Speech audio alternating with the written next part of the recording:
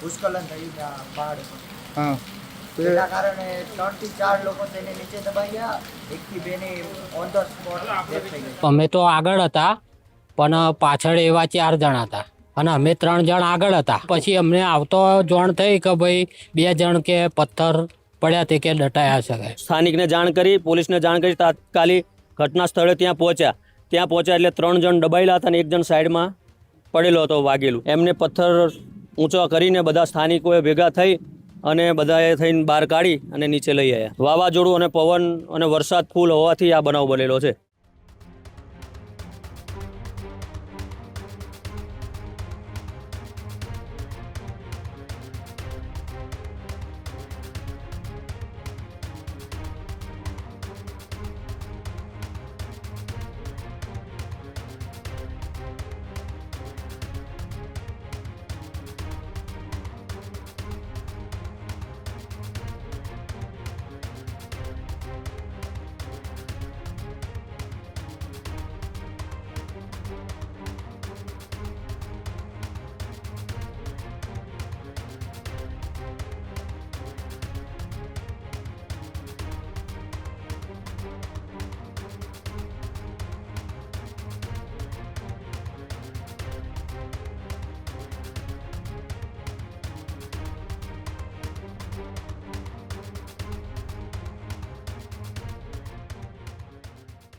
વહેલી સવારે એક મોટી દુર્ઘટના છે તે સર્જાય છે. જી હા, સમાચાર સામે આવી રહ્યા છે યાત્રાધામ પાવાગઢથી કે ત્યાં એક મોટી દુર્ઘટના સર્જાઈ.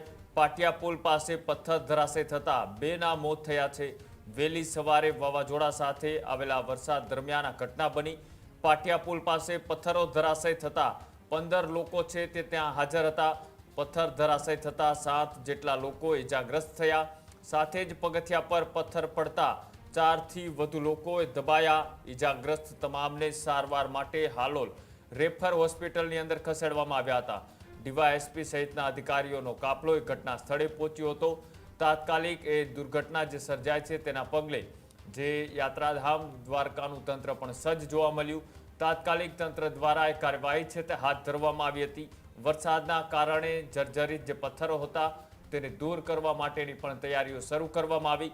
સાથે જ 7 જેટલા લોકો આમાં ઇજાગ્રસ્ત થયા હતા એ તમામને તાત્કાલિક હોસ્પિટલ ખાતે ખસેડવામાં આવ્યા. યાત્રાધામ દ્વારા પાવાગઢની અંદર વહેલી સવારે આ વાવાઝોડા સાથે આવેલા વરસાદથી આ જે દુર્ઘટના બની તેમાં 2 લોકોના મોત થયા અને ત્યારબાદ હવે જે આખી ઘટના છે તેની સમીક્ષા છે તે પણ કરવામાં આવી રહી છે.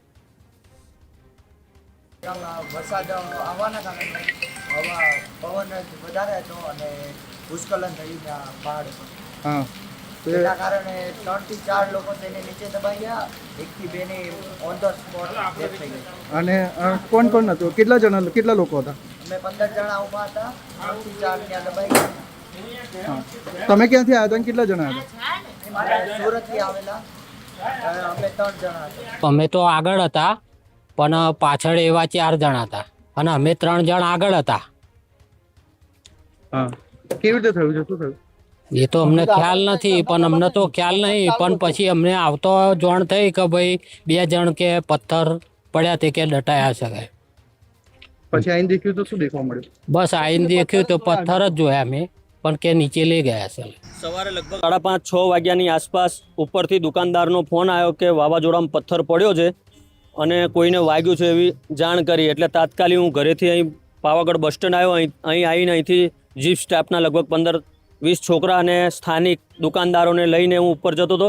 સ્થાનિકને જાણ કરી, પોલીસને જાણ કરી, તાત્કાલિક ઘટના સ્થળે ત્યાં પહોંચ્યા એટલે 3 જણ દબાયેલા હતા અને 1 જણ સાઈડમાં પડેલો હતો વાગેલું.